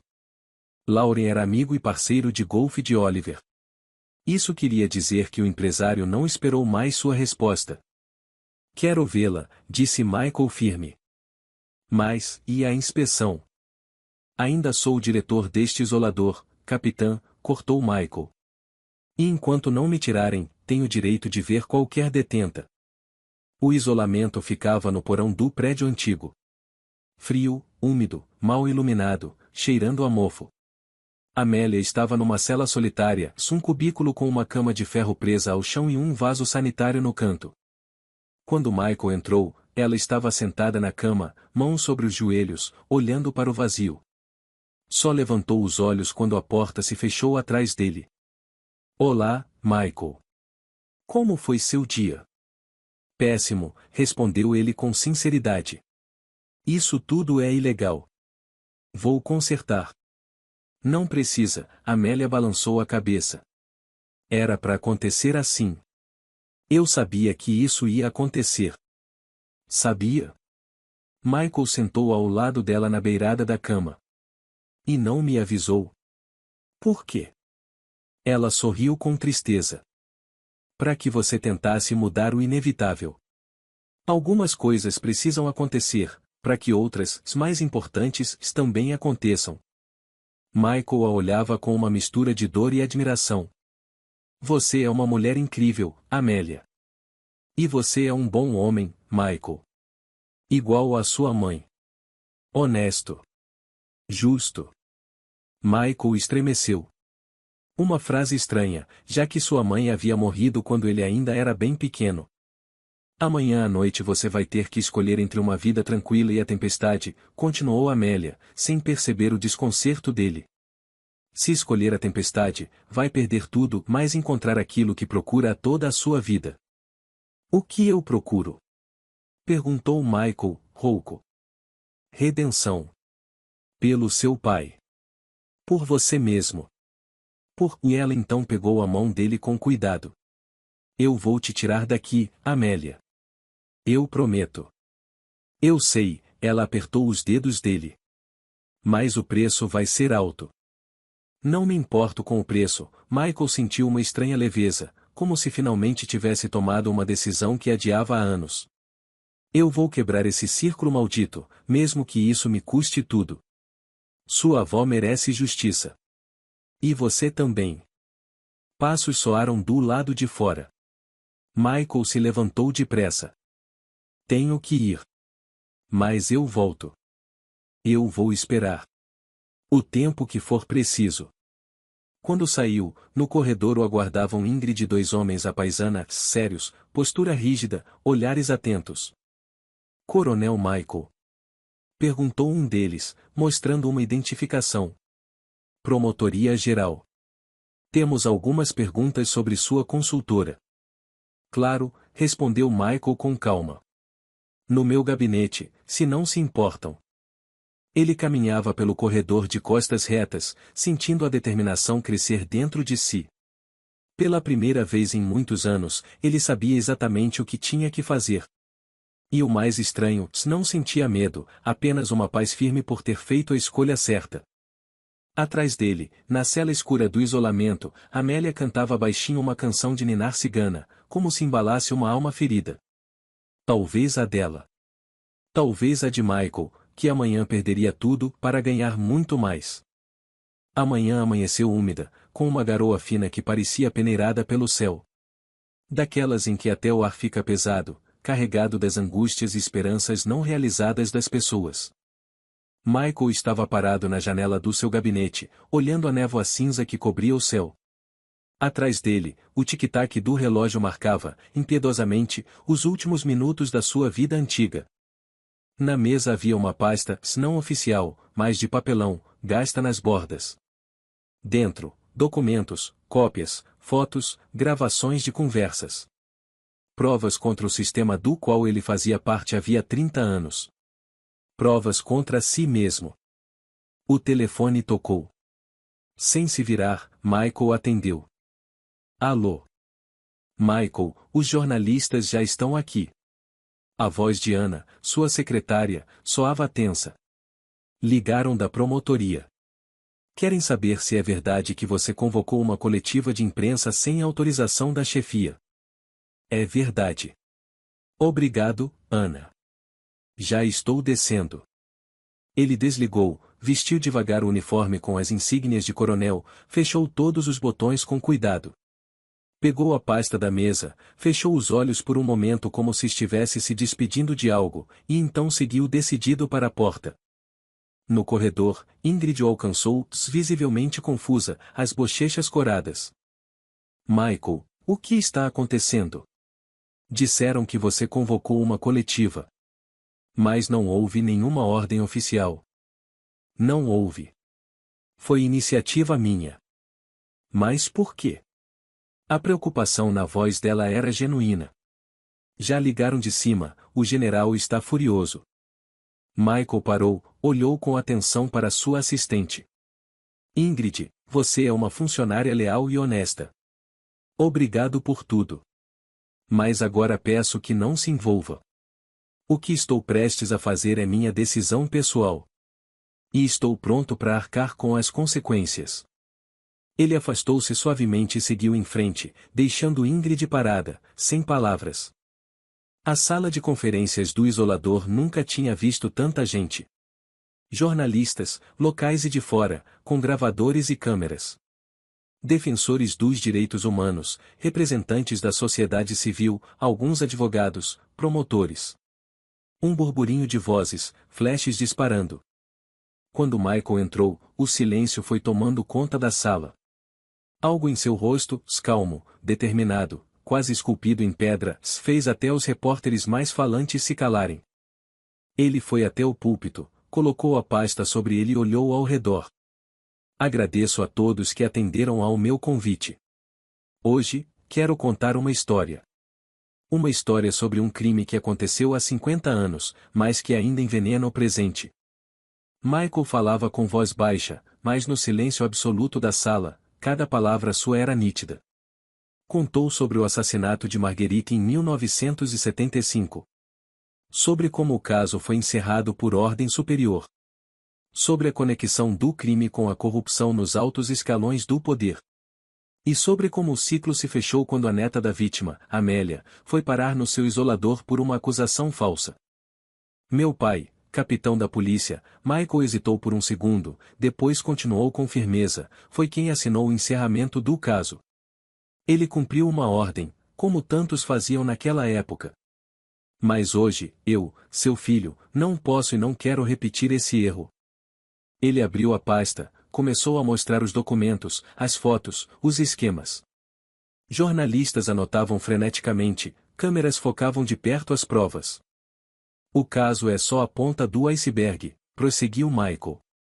Por trás dele existe um sistema onde a verdade é sacrificada em nome dos interesses dos poderosos. Onde os honestos se quebram e os desonestos prosperam. Ele pegou uma fita cassete, colocou em um gravador que havia trazido. Essa gravação foi feita ontem. Uma conversa entre mim e o empresário Oliver, que tentou me subornar para que eu isolasse Amélia e impedisse que ela testemunhasse no processo contra ele. Do alto-falante soou a voz de Oliver. Sou um homem abastado, gosto de ajudar em situações desesperadas. Especialmente quando envolvem crianças. Michael pausou a gravação. Oliver ofereceu 50 mil euros, supostamente para o tratamento da filha do meu vice, Robert. Na verdade, era um suborno. Para silenciar. Para enterrar a verdade, mais uma vez. O burburinho na sala foi crescendo. Alguns funcionários da promotoria saíram apressados, já pegando os celulares. A Amélia está agora em isolamento, a voz de Michael soava cada vez mais firme. Por ordem do general Lauren, que, como muitos sabem, é amigo íntimo de Oliver. Estão acusando ela de charlatanismo, de fraude. Mas a verdade é que ela foi isolada porque enxerga o que muitos preferem esconder. E porque ajuda outros a enxergarem também. Ele desabotoou o uniforme, como se sentisse calor de repente. Estou tirando as insígnias, mas não tiro de mim a responsabilidade pela justiça, sua voz ecoava na sala silenciosa. Minha consciência vale mais do que qualquer cargo. Os flashes das câmeras disparavam sem parar, iluminando o rosto de Michael, transformando-o em símbolo, em um ícone de resistência contra o sistema. Sim, eu me apaixonei por essa mulher, disse de repente, e a sala mergulhou num silêncio tão absoluto que se ouvia a respiração das pessoas. Mas não foi por feitiçaria. Foi porque ela me ajudou a reencontrar minha alma. Me ensinou o que é ser um ser humano de verdade, e não só mais uma engrenagem da máquina que suprime a verdade. Na porta apareceram os homens da promotoria, os mesmos que haviam vindo para a inspeção. Observavam tudo com cara fechada, mas não ousavam intervir diante de tanta imprensa. Estou pronto para responder a todas as perguntas, Michael olhou ao redor. E assumir a responsabilidade por cada palavra que disse. Mas antes, quero dizer mais uma coisa, a verdade não é um luxo. É uma necessidade. Sem ela, somos apenas sombras, fantasmas vivendo num mundo de mentira. E eu quero viver de verdade. Mesmo que isso tenha um preço alto. As perguntas choveram de todos os lados, repórteres gritando, gesticulando. Michael respondia com calma, firmeza, sem desviar nem das perguntas mais difíceis. Quando a coletiva terminou, um dos inspetores se aproximou da tribuna. Coronel Michael, o senhor está oficialmente afastado do cargo. A ordem já foi assinada. Precisa entregar sua identificação e a arma de serviço. Claro, Michael assentiu, como se já esperasse isso. Mas antes, gostaria de ver Amélia. Me despedir. Impossível, cortou o inspetor. O senhor não tem mais acesso aos detentos. Nesse momento, um jornalista mais velho, de barba cheia, interveio. Senhores, acredito que todos aqui têm interesse em ver essa mulher enigmática. Por que não permitir uma breve entrevista com ela? Aqui mesmo. Sim, sim. Gritaram outros. Queremos ver a cigana. Os inspetores se entreolharam, indecisos. Michael aproveitou a hesitação. Eu garanto pessoalmente que a Amélia não fará nenhuma declaração pública. Só peço 5 minutos. Com vocês presentes. Depois de longas conversas por telefone com os superiores, o sinal verde foi dado. Amélia foi trazida do isolamento, pálida, abatida, mas com aquele mesmo olhar calmo e firme. Quando entrou na sala, os flashes explodiram novamente. Os jornalistas correram até ela com perguntas, mas Michael avançou, protegendo-a. Por favor, nos dê em um momento. Ele a conduziu até uma janela, onde era um pouco mais silencioso, e segurou suas mãos. Me perdoa. Eu prometi tirar você daqui, mas, e as coisas saíram do controle. Pelo contrário, ela respondeu baixinho, olhando nos olhos dele. Está tudo acontecendo exatamente como deve. Você escolheu a tempestade. E ela já começou. Fui demitido, disse Michael, com um sorriso amargo. Vão me acusar de abuso de autoridade. É só o começo, Amélia apertou suas mãos. Logo tudo vai mudar. Você vai ver. Precisamos voltar ao isolamento, interrompeu o inspetor. Seu tempo acabou. As palavras de Michael estamparam as manchetes. Seu rosto apareceu em todos os telejornais. Um processo criminal foi aberto contra ele por abuso de poder.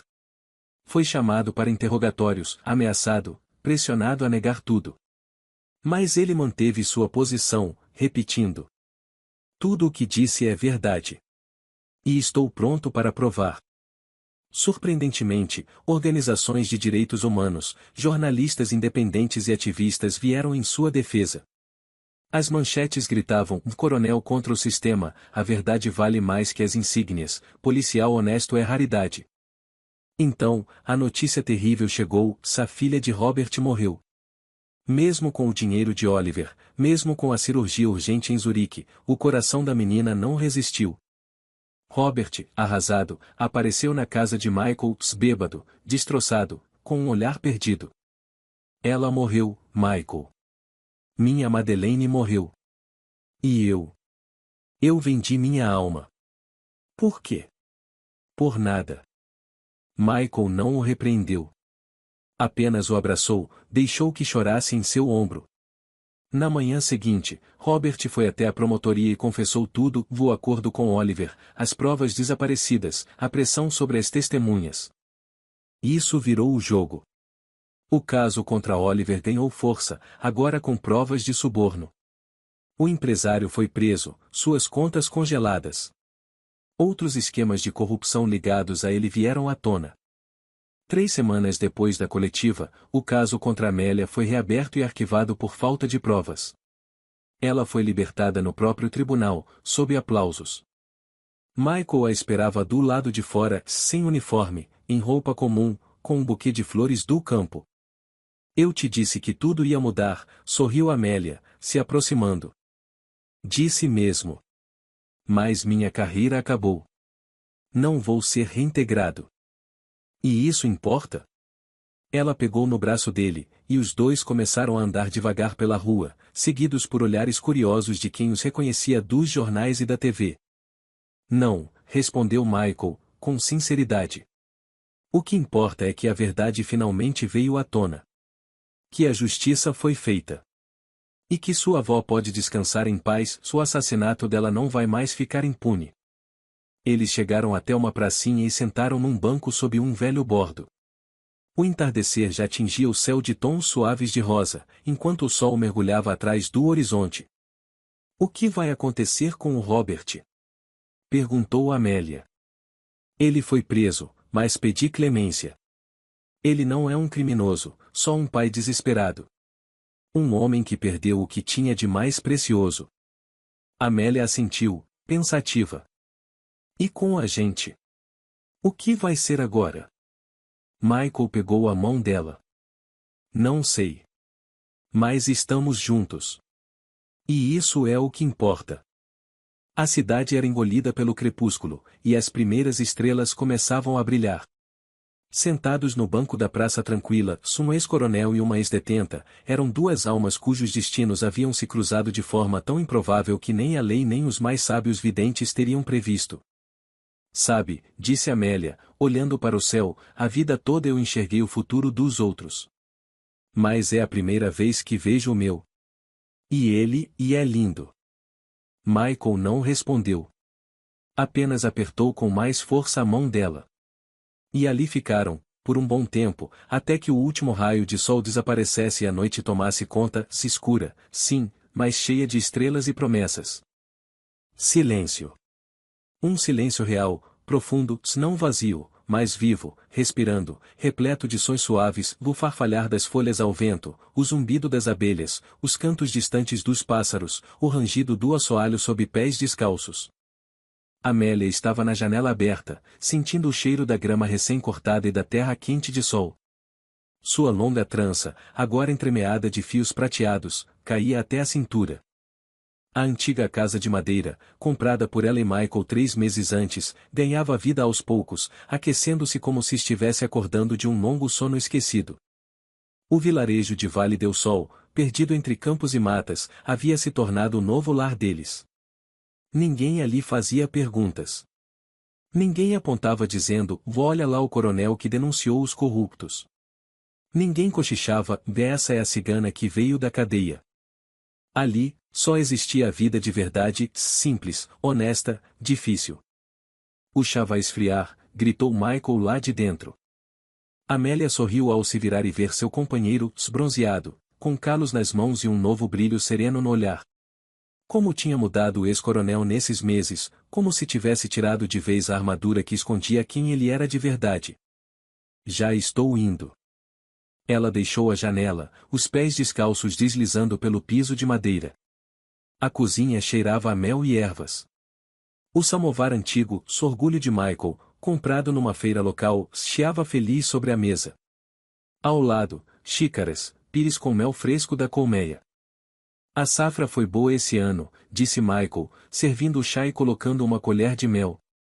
Enchi 3 latões. As abelhas te aceitaram. Amélia sentou à frente dele, segurando a xícara com as 2 mãos, aproveitando o calor, se elas sentem quando o coração é bom. Tomavam o café da manhã devagar, como passaram a fazer sempre, sem pressa, saboreando cada instante. Como se recuperassem os anos que a vida levou correndo, sem permitir uma pausa sequer. Hoje o pessoal da aldeia vizinha vem de novo, comentou Michael, passando mel no pão de centeio. Ouvi a Carmen dizer que a neta dela está com uma tosse que não passa por nada. Amélia assentiu.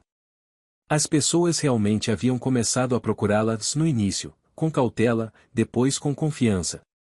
Vinham com doenças, dores, vidas confusas. E ela ajudava como podia, com ervas, conselhos, ou apenas uma palavra gentil, que muitas vezes curava mais que qualquer remédio. Você virou a curandeira da vila, disse Michael, acariciando a mão dela. Como sua avó. A avó Marguerite sabia muito mais. Eu ainda estou aprendendo. Às vezes, ela sentia que o espírito da avó ainda vivia naquela casa, tão parecida com a de infância. As paredes de toras, as janelas com molduras entalhadas, o fogão que ela e Michael tinham caiado juntos, tudo remetia àqueles verões mágicos que passava com a avó. Ao entardecer, quando a luz sumia e a escuridão descia sobre o vilarejo, Amélia às vezes ouvia a voz da avó, calma, doce, cantando antigas canções ciganas de ninar. E nessas horas, ela sabia tudo o que viveram, todos os caminhos tortuosos dela e de Michael, não foram acaso. Faziam parte de um plano, desenhado muito além do entendimento humano. Eles caminhavam pela estrada de terra da vila, de mãos dadas como dois adolescentes. Michael já não ligava para os olhares curiosos, seu porte ereto e as têmporas grisalhas contrastavam com a beleza cigana de Amélia, que ainda despertava a inveja de muitas mulheres dali. O destino era o orfanato na vila ao lado. Toda semana iam até lá com presentes, smell, biscoitos feitos com a receita da avó de Amélia, frutas do jardim. As crianças os recebiam com gritos alegres, abraçavam Amélia, estendiam as mãozinhas pedindo para que ela lesse suas sortes. No começo, Michael se preocupava que aquilo fosse pesado demais para ela, toda aquela energia e tristeza infantil. Mas Amélia só balançava a cabeça. Eles precisam que alguém veja neles mais do que órfãos. Que veja pessoas, com destinos próprios. Mesmo que esses destinos ainda estejam só começando. Mas naquela visita, algo estava diferente. Assim que entraram no pátio do orfanato, uma cuidadora veio correndo, com os olhos vermelhos de tanto chorar. Ainda bem que vocês vieram. Estamos com um problema, Sophie desapareceu. Desde cedo ninguém consegue encontrá-la. Revistamos tudo por aqui. Quem é Sophie? Franziu a testa Michael. A garotinha nova. 8 anos, loirinha, olhos azuis. Chegou faz 3 meses. Uma menina tranquila, nunca causou problema. E agora isso, sumiu. Amélia e Michael trocaram olhares. Uma menininha loira de olhos azuis, como poderia ter sido a filha de Nadine e Michael, se o acidente não tivesse acontecido? Vamos ajudar na busca. Reúnam mais gente. Mas Amélia parou de repente. Fechou os olhos, como se escutasse algo de dentro. Não precisa. Eu sei onde a Sophie está. Onde? A cuidadora arregalou os olhos. Na nossa casa. Ela está procurando por nós.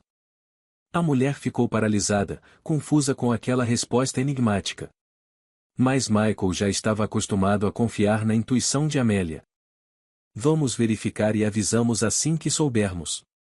Continuem procurando, só por precaução. Eles voltaram para Vale del Sol de carona, em silêncio, de mãos dadas, cada um imerso em seus próprios pensamentos. Quando os telhados da vila apareceram ao longe, Michael perguntou de repente. Você tem certeza? Tenho. Ela está vindo até nós. E não é por acaso. De fato, perto do portão da casa, estava sentada uma menininha, suja, cansada, com os joelhos arranhados e os cabelos loiros todos embaraçados. Ao ouvir os passos, a garota levantou a cabeça, e Michael estremeceu. Aqueles olhos azuis eram incrivelmente parecidos com os olhos de Nadine. Você é a Sophie? Perguntou Amélia suavemente, agachando-se diante da menina. A garota assentiu, olhando desconfiada ora para Amélia, ora para Michael. Você é a Amélia? Eu te reconheci logo que te vi no orfanato. Seus olhos são especiais, como os da minha avó. Você se lembra da sua avó? Espantou-se Michael. Não. Mas ela aparece nos meus sonhos. Diz que eu preciso encontrar vocês. Que aqui vai ser o meu lugar. Amélia estendeu a mão, e Sophie, com confiança, colocou sua pequena mão na dela. Os três entraram juntos no quintal, e Michael teve a sensação clara de que, naquele instante, o lar deles havia se completado. Como se a última peça do quebra-cabeça tivesse finalmente encontrado seu lugar. O outono chegou devagar, colorindo as folhas de dourado e vermelho. Sophie, oficialmente acolhida por Amélia e Michael após muita papelada, floresceu na nova casa. As bochechas pálidas ganharam cor, os olhos começaram a brilhar e sua risada ecoava pela casa, enchendo cada canto de alegria. Estavam sentados os três na varanda, descascando ervilhas numa bacia grande. Ao lado, deitado ao sol, estava Max, o velho cão que ganharam de um vizinho que insistia que toda casa precisava de um cachorro. Amélia, por que eu sonho com um homem de farda? Perguntou Sophie de repente, sem levantar os olhos. Michael congelou. As ervilhas escaparam de seus dedos. Que homem, Sophie? Perguntou Amélia com cuidado. Um senhor, com cabelo grisalho. Usa uma farda igual à do Michael naquela foto. Ele sempre chora e pede perdão. Diz que falhou com uma tal de Marguerite. Mas que agora tudo vai se resolver. Amélia e Michael se entreolharam. Sophie não podia saber nem sobre Marguerite, nem como era o pai de Michael. É um espírito bom. Ele cuida de você. E de nós também. Também sonho com uma moça com um bebê no colo. Ela é clara, muito bonita. Diz que pareço com ela. Michael empalideceu e virou o rosto, tentando esconder os olhos marejados. Amélia tocou sua mão com carinho. Michael, olha para ela. Esses olhos seriam os mesmos da sua menininha. Ele olhou para Sophie por muito tempo, se aquela garotinha que não era sua, mas que agora parecia ser parte dele. Um pedaço de um sonho antigo que, de alguma forma, tinha se tornado real. Michael, Sophie olhou com seriedade. Posso te chamar de pai? Nunca usei essa palavra antes. O rosto de Michael tremeu. Ele se ajoelhou diante da menina e a abraçou com delicadeza, como se ela fosse feita de vidro. Pode sim, Sophie. E a tia Amélia, posso chamar de mãe? Perguntou ela, muito séria. Pode. Amélia se abaixou ao lado dos dois e os abraçou forte. Papai, disse Sophie, como quem experimenta um sabor novo. Mamãe. E então os três choraram, de felicidade, de surpresa, de alívio. Como se, naquele momento, uma ferida antiga tivesse se fechado, como se uma maldição tivesse sido desfeita. À noite, depois que Sophie já dormia, Amélia e Michael estavam sentados na varanda, olhando para as estrelas. O braço dele repousava sobre os ombros dela, e a cabeça dela, em seu peito. Hoje sonhei com a Nadine. Ela estava com um bebê nos braços. Disse obrigada por permitir que ela tivesse uma mãe e um pai. Agora estou em paz.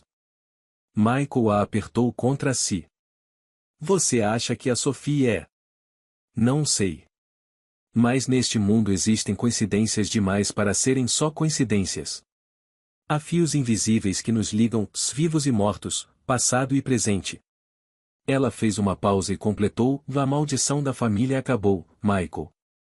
O amor foi mais forte que o destino. Ficaram ali por muito tempo, ouvindo os grilos e o latido distante de um cachorro. O ar tinha cheiro de maçã, mel e outono. Dentro da casa, uma menina dormia profundamente, agora o centro do pequeno universo deles. Sabe, disse Michael pensativo, quando fui expulso da polícia, achei que tinha perdido tudo. Mas, no fim, foi quando eu mais ganhei. Amélia sorriu no escuro. Você escolheu a tempestade. E ela te trouxe de volta para casa. Pelo vão da janela entreaberta, ouvia-se o tic-tac do relógio, calmo, constante, marcando não o tempo que passava, mas o tempo que chegava. O tempo da nova vida deles. Uma vida que começou em silêncio, um silêncio verdadeiro, profundo, cheio de vida. Um silêncio onde, finalmente, era possível escutar o que realmente importava, o coração batendo junto ao seu. 5 anos, muito ou pouco. Para o universo, 1 segundo. Para uma criança, uma eternidade. Para um coração que encontrou paz, pequenos grãos preciosos de felicidade, colhidos dia após dia, instante após instante. O jardim nos fundos da casa de Michael estava coberto de flores de macieira. As pétalas brancas dançavam no ar, formando um tapete leve sobre os caminhos entre as hortas. As abelhas zumbiam entre as flores, concentradas, ocupadas, coletando néctar. O som se misturava ao toque distante dos sinos da igreja da vila, criando uma música impossível de ouvir na cidade. A casa no fim da vila de Vale del Sol, nesses 5 anos, se tornou mais do que um lar para Michael, Amélia e Sophie. Virou um refúgio de esperança para toda a região. As pessoas vinham buscar conselhos, ajuda, conforto. Vinham ver a curandeira cigana, como ainda chamavam Amélia, e seu marido, o ex-coronel, agora um respeitado apicultor, cujo mel era famoso em toda a região. A trilha até a casa raramente ficava vazia. E, naquele momento, já se formava mais uma fila. Uma mulher com um bebê no colo, um senhor com bengala, um casal jovem de mãos dadas. Mais visitas, disse Michael ao sair na varanda, limpando as mãos com um pano. Ele acabará de consertar uma colmeia. As rugas ao redor dos olhos haviam se aprofundado, os cabelos ganharam mais fios prateados, mas sua postura seguia firme, e o olhar, claro e decidido. Sophie apareceu atrás dele, agora com 13 anos, magrinha, ágil, com uma longa trança loira e olhos azuis sérios. Eu recebo, pai. Termina a colmeia. A mamãe ainda tá separando as ervas. Ela desceu os degraus da varanda e foi ao encontro dos visitantes, de cabeça erguida, passos firmes, tão parecida com Amélia, mesmo sem nenhum laço de sangue.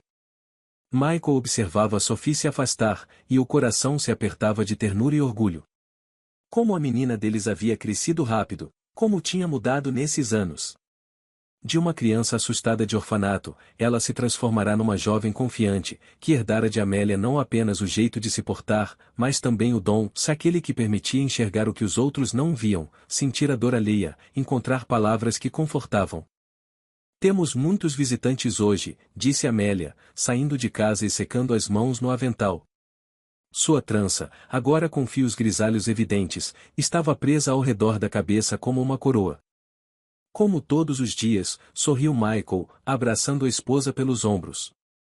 Eles ficaram ali na varanda, observando Sophie receber os visitantes, sorrindo para cada um, chamando-os pelo nome, mesmo que muitos visse pela primeira vez.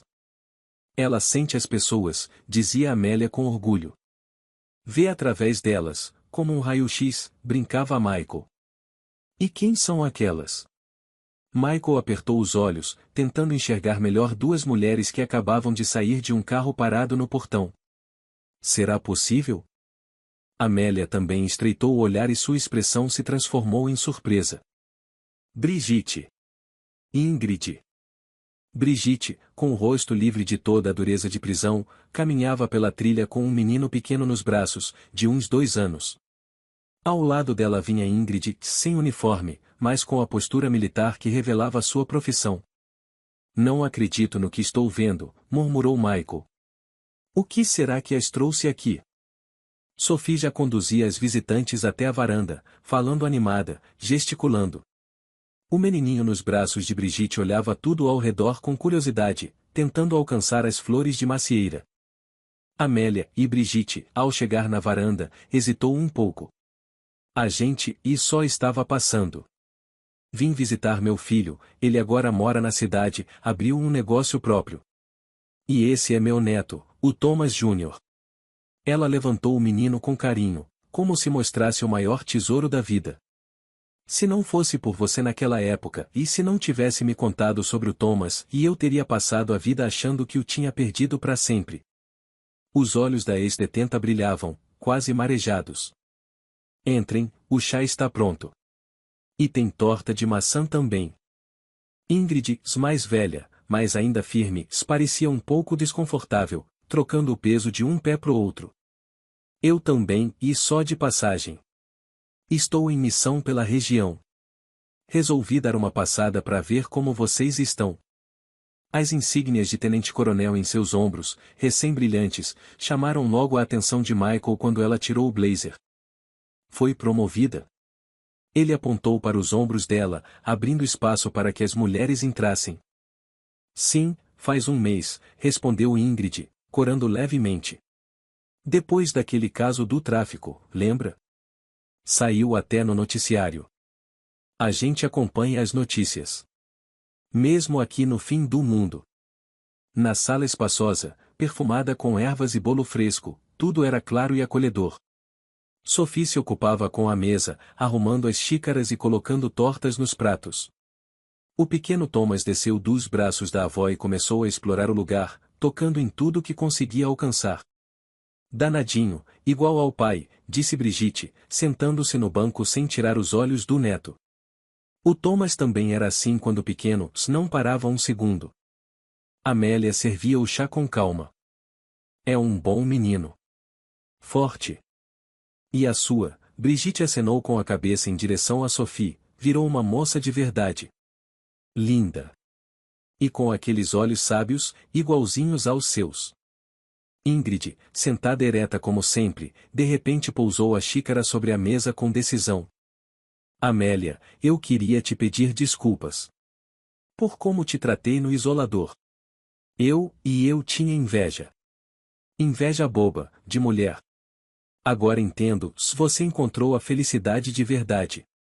Daquela que não se compra, não se conquista com cargos. O silêncio caiu sobre o cômodo. Só o tic-tac do relógio na parede preenchia o tempo, marcando os segundos dessa confissão inesperada. Está tudo bem, Ingrid.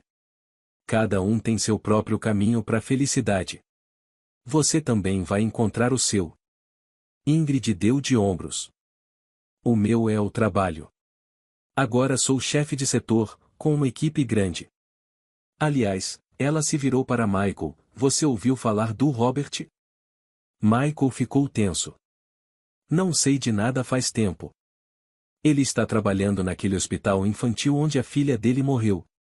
Como auxiliar de enfermagem. Dizem que as crianças adoram ele. Brinca com elas, faz brinquedos, conta histórias.